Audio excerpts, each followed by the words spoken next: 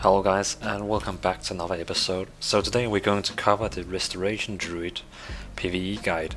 So if you're looking into play druids as a healer, well, I have the little go-to guide for you. So we will go through the stats, talents, rotation, tips and tricks.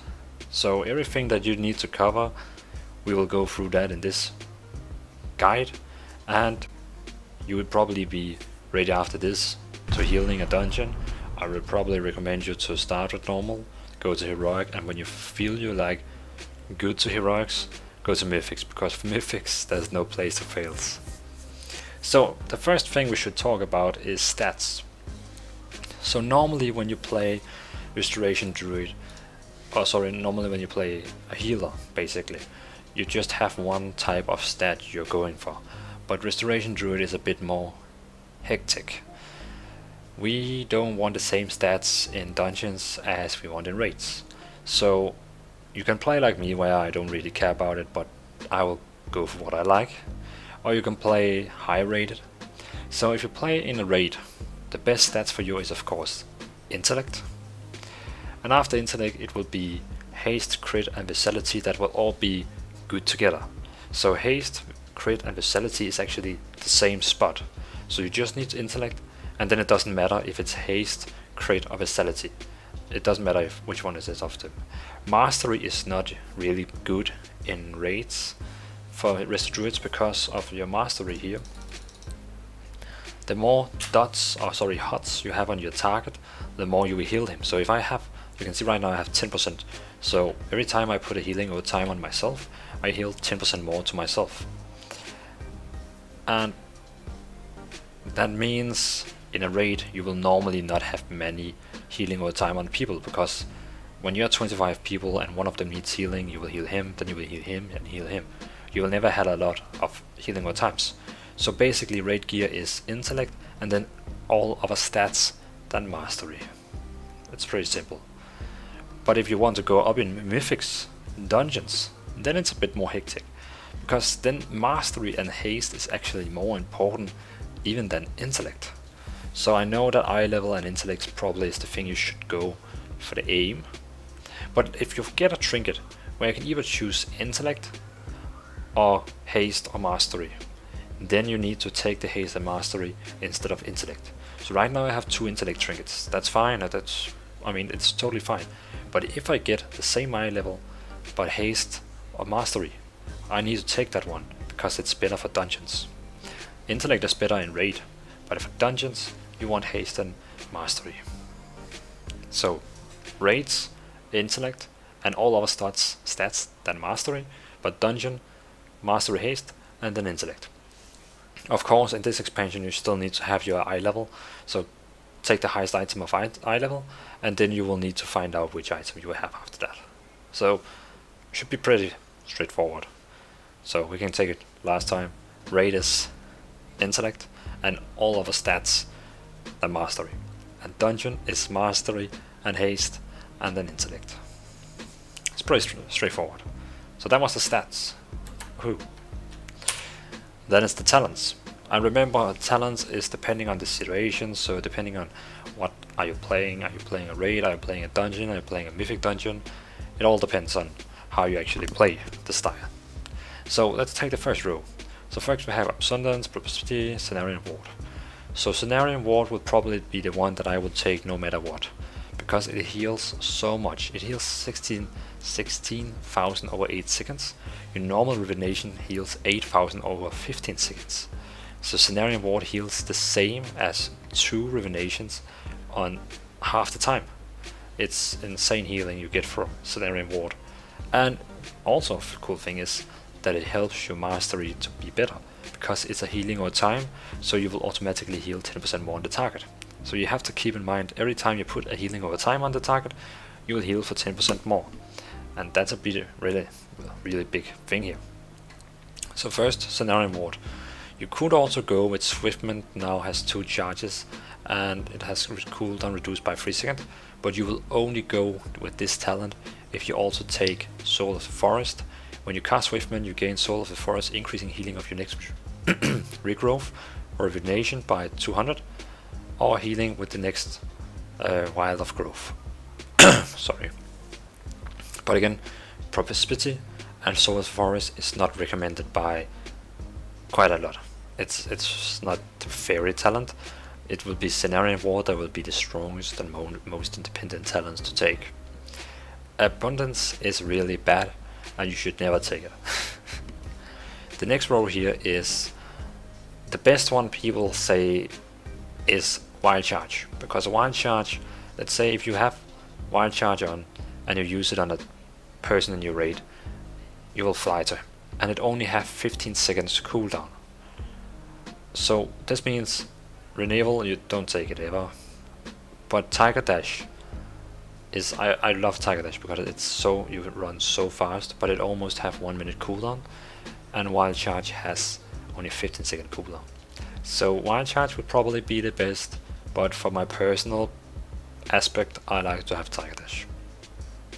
The next one here is Guardian Affinity. Always Guardian Affinity and no one else.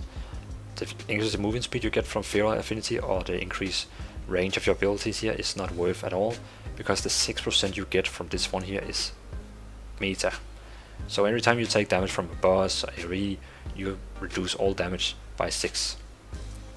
It's meta over meta. You have to take these 6% because it's so important. And also, if everything is going really bad, you can go into bear form and use Frenzied Regeneration that will give you 24% of your life, and you can go back in with more life. So Guardian Affinity is a must, 100%. The next one here is not really depending on you, because no, not any PvE here. Well, I like to have Mighty Bash, so if there's any mobs that is strong, I can use Mighty Bash and it will stun the target and help your team. Else I cannot see any one of these that will be good in PvE. The next one down here is a little fight. Soul of the Forest is only good if you take Prosperity, but I will never recommend Soul of the Forest as Prosperity. No one of these two is worth, because these two talents here is much more worth. So Cultivation and Incarnation of the Tree of Life is both really good. If I play in a dungeon, I would probably take Cultivation. Or if I play in a mythic dungeon, it depends really, because this one here, Cultivation, helps your mastery. So every time the target is on a 60% health, it applies another healing over time. Again, that does that your mastery gets stronger, and it helps healing a lot on everyone. So if you apply Rejuvenation to everyone and they go under 60% health, it really gives a lot of extra healing to everyone. Incarnation in that way is a really good talent that when you have in a bad situation where everyone needs to get full healed, it's a fantastic spell, because it makes your wild growth heal 50%, I think means it heals more, and it will make your regrowth here be instant cast, and Rejuvenation be cast for 50% more healing. So Incarnation is really a talent you have in emergency, but cultivation is overall a better talent, because it helps the whole team all the time, every time anyone gets under 60%. So personally, I would take Cultivation 100% in a raid. Always in a raid I will take Cultivation, but in a mythic I could probably sometimes see me using Incarnation and sometimes Cultivation. And if I play in the Underroot, where a lot of people get a lot of damage, I'll probably take Incarnation, else Cultivation all the time. So, but both are really, really good. The next one down here depends on situation. Stonebark is not worth at all. It's reduce the cooldown of 15 seconds on your Iron Bark, and Iron Bark is already 1 minute, so I mean, and increase the healing from your heal over time effect by 20. It's not worth at all. Spring Blossoms and Inner Peace is so much stronger. Personally, in Mythic Plus, I will always play with Inner Peace, because Inner Peace makes, in Mythic Plus you have a lot of situations where you need to use emergency cooldowns. So in Mythic Plus I will always go to Inner Peace, because now my Tranquility only have 2 minutes cooldown. That means that after 2 minutes I can already use it again, And if you look at the spell, it says healing is increased when not, it is increased by 100% when not in a raid. So Tranquility is really a must to use in Mythic dungeons. Spring Blossoms. I will use Spring Blossoms in raid, because every time you use this one here called Florence, the healing of on the ground, it's a fantastic healing over time. If of course people is standing in it, but if you take the talent Spring Blossom, then it also applies, as you can see now, a healing over time. And if you remember what the healing over time does, it makes the mastery stronger again.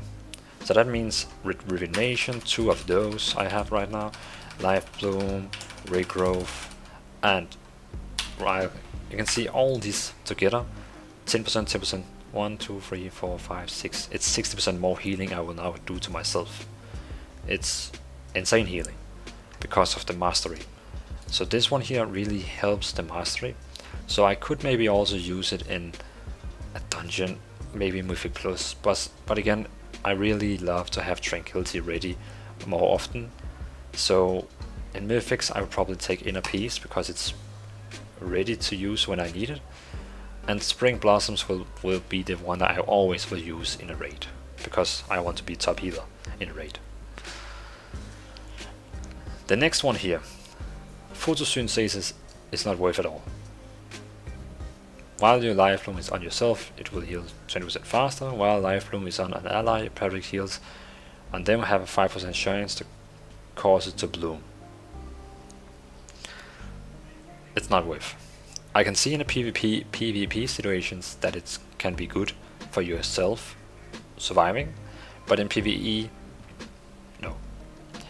Germination would be the one I always recommend if you're doing Mythic Plus, because you can put twice Rejuvenations, as you can see here, Rejuvenation and copy of Rejuvenation, twice on the target, and it will heal more. And as you can see here, because I put this on, I get my mastery 10% more healing, and this one on he will already now heal 10% more. And I could actually basically pop them both, and now both of them heal more because of the mastery effect. So Germination will be the 100% one I will use in Mythic Plus, because you need all the healing you can need. Flourish in that case will be the one I always would take in a raid, because all the healing you have over time will heal 100%, increases the rate of your heal time effect by 100% for 8 seconds for 60 yards. So if you put a Rejuvenation quick on everyone in the party, Wild Growth popping up healing to everyone, and you use this talent, everyone, 25 people, if you're in for 60 yards, will get healed up very quickly. So Flourish is the one I would use for raids all the time, and Germination for Mythic Plus. Yeah, that would probably be that. So this is the talents and how I recommend to use them for raids and Mythic Plus. And we have been going through the stats. So the only thing I can talk about now is what I could recommend maybe for doing when you're healing. So when you heal, I would always recommend to save your Tranquility to only situations that is emergency. So if you're in a situation where everyone is dying, use Tranquility in a dungeon, because in a dungeon it heals 100% more and it's insane healing. It also puts on it's a new effect in this expansion, a healing over time. So that means after it's done, it will heal more again over time. So you don't need to quickly heal again after it's finished, because it will heal over time. The next thing I would do, so let's say I'm the tank right now, I'm the tank here, standing here. The first thing I would do on him is I will plant a Florence on him, because if you have melee damage in your group, everyone will be healed in it, and the tank will kind of stay in the circle. Then I will pop on Cenarian Ward as the first thing, because it's a really healing spell for tanks. So pop it on him, and in most cases in dungeons I see my Florence and Cenarian Ward is actually enough to hold him up for the start. If he begins to get a lot of damage, I would start using my Life Bloom on him, and if that still cannot hold him, I will pop out my Rejuvenations, because Rejuvenations is very expensive in mana. So you will love to start with Cenarian Ward and Life Bloom first. You could say if Florence is very expensive, so you could also maybe wait with using that, but the first thing always, Cenarian Ward and Early Life Bloom, because they're cheap together and heal a lot. Revenation doesn't heal that much and it's very expensive. You can see if I spam Revenation I will go out of mana very quickly. So it's not super, but it's still good.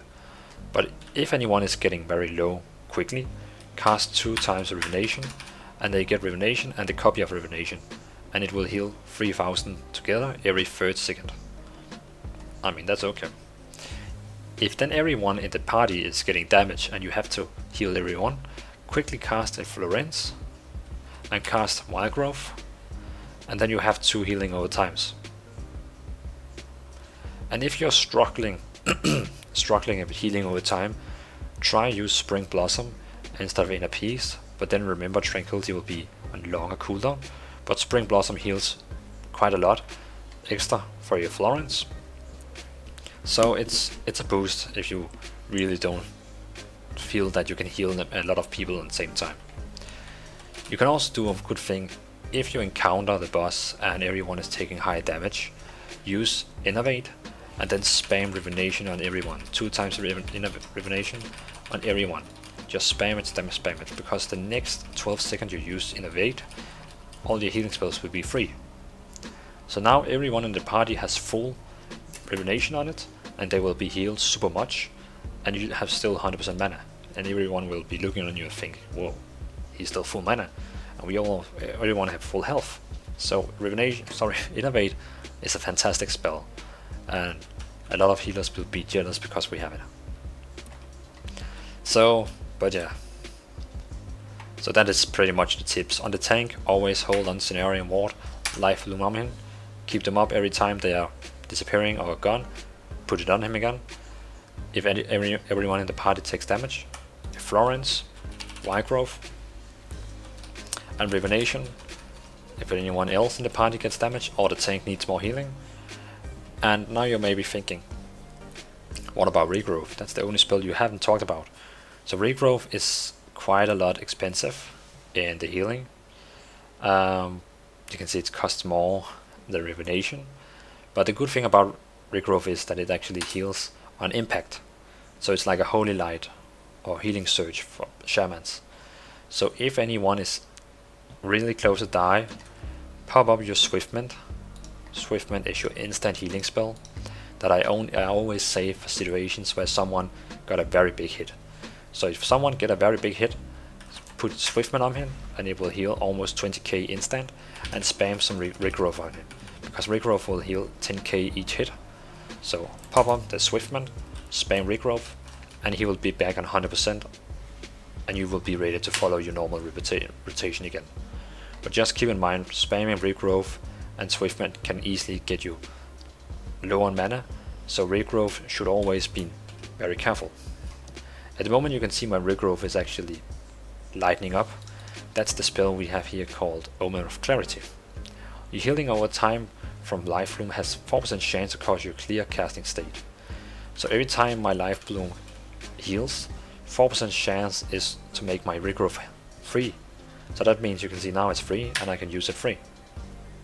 So that's why it's very important also for you to keep Life Bloom on the tank, because that you can see it procced again.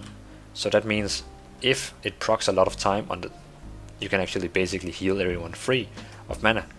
And of course I know sometimes people will take more damage and you cannot just wait for those procs, but it will help you heal some free damage.